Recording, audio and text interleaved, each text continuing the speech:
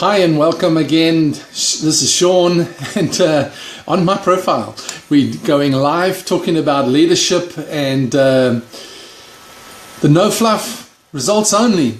So I want to talk about something that's really on my heart, something that really speaks to me, and that is strategic direction. What is strategic direction?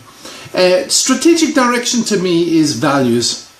Now there's a lot more to it, and I'm busy with that in my lead up to my campaign. I've been doing training on that, on the videos, busy with the second video to load up. It was supposed to be up this morning already, but yeah, having fun with the equipment. But so I'm dealing with the sort of how to ground yourself package on that. But really, you know, for you personally, just something that really spoke to me. When I started working with personal strategic planning for your life, for your personal leadership, and when I first started, hey Nolene, I noticed there was a couple of things that I saw was important. The number one is a strategic evaluation. It's determining a strategic direction or destination for yourself, then a strategic direction, then strategic influence, then a strategic map gives you strategic outcomes. Involved in that is also a strategic journey. So you say, well, strategic, what does that mean? Well, the word strategy means to know where you're going and knowing how you're going to get there, but also to know where you are right now. So then if you want to go somewhere, you can't go there if you don't know where you are right now. So it's evaluating where you are and then determining where you're going and how you're going to get there. So that's the whole part of the journey. But one of the things that really stood out to me in this whole process is the strategic direction. And strategic direction to me really was the simple fact of having and knowing, understanding and living your value system. And you know, in my experience now working with people of every walk of life in every country, is most people do not know what their values are, much less whether they're living them, how to live them or not live them. We hear it all the time in speeches by politicians. This is our value system, this is Western values. But what I notice, talking to and looking at the generation that we're working with right now, this up and coming generation, they have no clue what their value system is. They have no clue what their real values are, what they really stand for. They stand for whatever, and values are really being influenced by the artists, by society. Governments are influencing values to get the values that they want. Religions, ideologies are hey Rosa, are influencing our kids, our children's the value system. The one thing that I've worked on more than anything in raising my children, my boys, our boys, rather, our boys, is their values. What do they believe? What do they stand for? What are their convictions? And re-emphasize it, re-establish it, and not only teach it, but live it as well. Do I live the values that I am instructing them? Do I model those values? Do I stand for it? Do I speak them?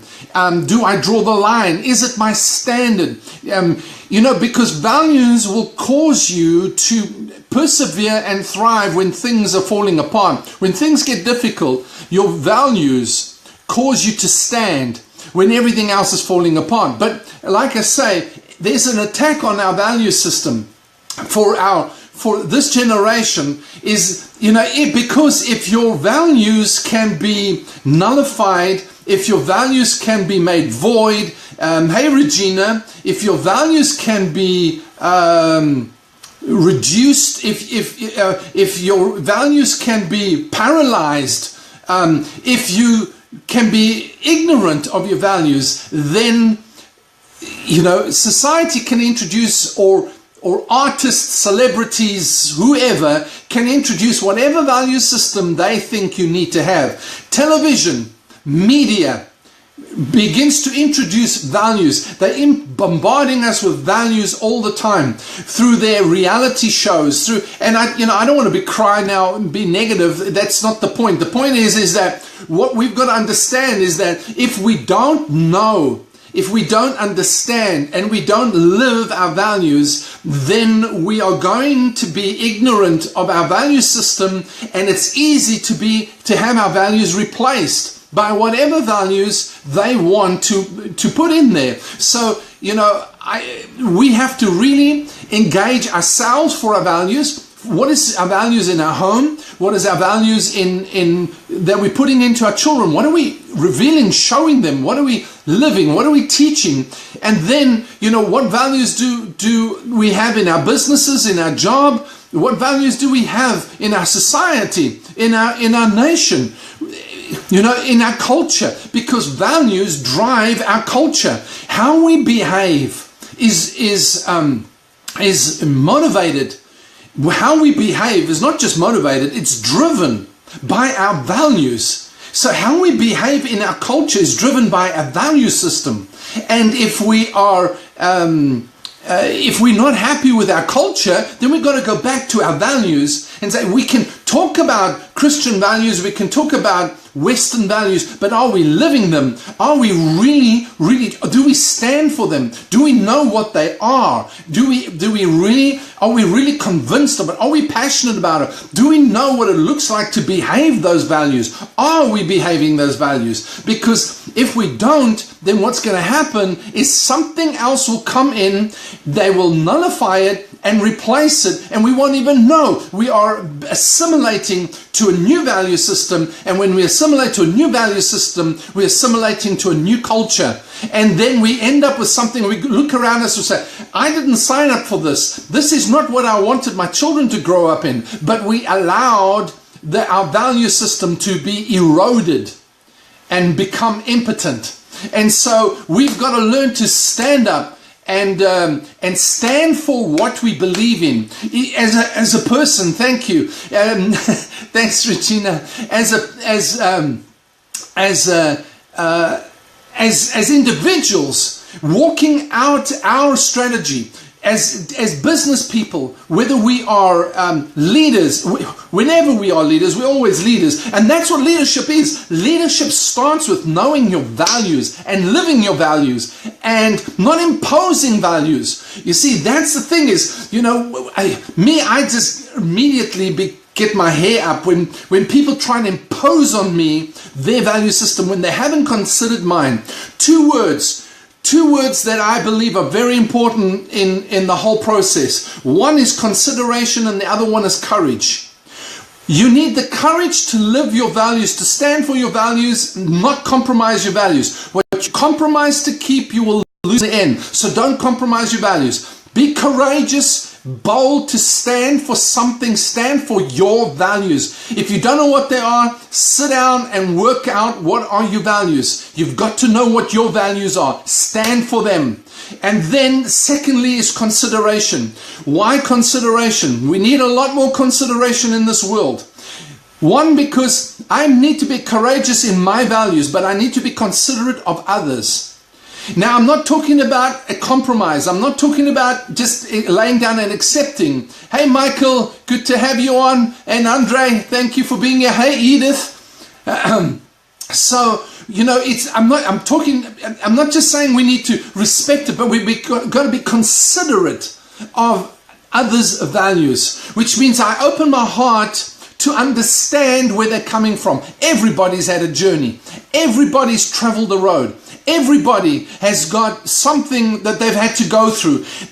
How they've grown up, have they been impacted by their values? I constantly encounter people and I look at them and I see the way they're behaving. And when I see people behaving, and sometimes they behave strangely, and I wonder, what the heck are they doing? Why are they doing that? But then when you understand that they are operating out of a value system, something they're valuing or something they don't value, And when they don't value that, or they're operating out of something that they do value, where did it come from? Because our experiences, our education, our home life, our traumas, our pain, our loves, our securities, our role models, all have impacted upon our values, how we've grown up, how we've been educated, our friends, etc., etc. So all of that is impacted upon our value system, and that value system then begins to drive our behavior. So don't